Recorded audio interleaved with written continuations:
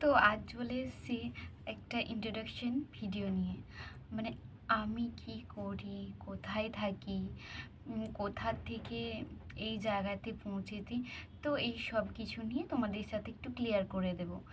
তো প্রথমে বলে রাখি, যারা আমাদের ভিডিও দেখছেন বড়দেরকে আমার প্রণাম, আর ছোটদেরকে আমার ভালোবাসা জানিয়ে এই ভিডিওটা স্টার্ট করছি। তো আমি 2013-এ মাধ্যমিক দিই, আর উচ্চ মাধ্যমিক 2015-তে। তারপর উচ্চ মাধ্যমিক দেওয়ার পর আমি ভাবলাম কি নিয়ে পড়া যায়। 2015-এ যখন আমি এইচএস পরীক্ষাটা দিই, তখন আমার রেজাল্ট খুব ভালো এসেছিলো, 74 এরকম। তো যেহেতু রেজাল্ট আমার খুব ভালো এসছে, তো আমি ভেবেছি মানে কিছু একটা ভালো কিছু নিয়েই পড়বো, মানে যে পড়াশোনাটা করলে আমি আগের দিকে এগিয়ে যেতে পারবো, মানে জব রিলেটেড। যেহেতু আমরা মানে অনেক ক্রাইসিসের মধ্যে দিয়ে বড় হয়েছি, সবগুলোই ভিডিও তোমাদের সাথে আস্তে আস্তে শেয়ার করবো সব কিছুই। তো তার জন্য আর কি সবসময় ভেবেছিলাম মা বাবাকে একটু হেল্প করব, মা বাবার পাশে একটু থাকবো। তো এমন কি পড়াশোনা, কি সাবজেক্ট নিয়ে পড়লে আমি আরও আগের দিকে এগিয়ে যাব, তো এইসব গাইড করার জন্য কেউ ছিল না কখনো। তারপর আমি আমার জিজু যেহেতু ব্যাঙ্গালোরে ছিল তখন, এরকম মানে এখনকার সিচুয়েশন আমি এটা পরে যাচ্ছি এই পার্টটা। তো তখন আমার জিজু ব্যাঙ্গালোরে ছিল, জিজু আমাকে বলল যে এরকম নার্সিং প্রফেশনটা খুব ভালো, এটা 3 বছরের কোর্স। তারপর জিজু এরকম আমাকে এক্সপ্লেন করলো, বোঝালো। আর আমার বাবাও চাইছিল আমি পড়াশোনা যদি করি, মানে একটা ভালো লাইনের দিকে এগিয়ে যাই, মানে যেটা পড়াশোনা করার পর মানে জব করতে পারি, মানে এরকম ভাবনা চিন্তা ছিল প্রথম থেকেই, আর আমারও ছিল।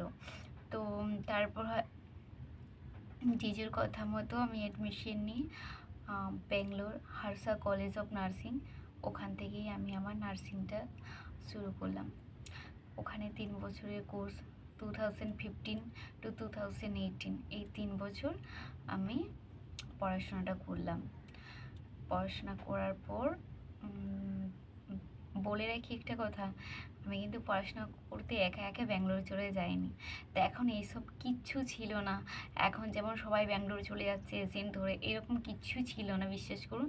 2015-তে কোনো কিছু এরকম ছিল না, কেউ জানতোই না ঠিকঠাক করে এটার ব্যাপারে যে বাইরে গিয়েও পড়াশোনা করা যায়। তো আমি আর দিদি চলে গেলাম, যেহেতু জিজু জানতো এটার ব্যাপারে হালকা হালকা। তো বাস দিদি আর আমি চলে গেলাম পড়াশোনা করতে। কলেজের ব্যাপারগুলো আমি আবার পরে তোমাদের সাথে এক্সপ্লেন করব। তো এইটা যেমন এখন তারপর কি হলো, 3 বছর পড়াশোনা করে আসার পর কিভাবে কি করতে হয় না করতে হয় আমরা বিশ্বাস করুন কিছুই জানতাম না।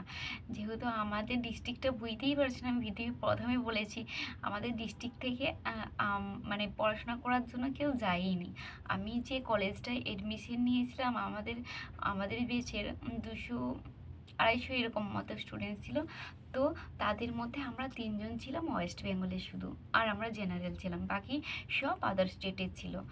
তো আমরা কিভাবে কলকাতাতে এসে রেজিস্ট্রেশন করাবো, কোথায় চাকরি পাবো, কিভাবে চাকরি পাবো, কোথায় সিভি সাবমিট করবো, এইসব কিছুই জানতাম না। বাস তারপরে পড়াশোনা কমপ্লিট, 2018-তে বাড়ি ফিরে এলাম। বাড়ি ফিরে একটু প্রসেসিং মানে ইন্টারভিউর যে প্রসেসিং, সেগুলো আস্তে আস্তে বুঝতে লাগলাম, বন্ধু বান্ধবদের থেকে ইনফরমেশন নিলাম, বাড়িতে থেকে থেকে এইসব আমি করেছিলাম। তারপর আস্তে আস্তে সিভি বানিয়ে প্রত্যেকটা হসপিটালে সিভি সাবমিট করলাম।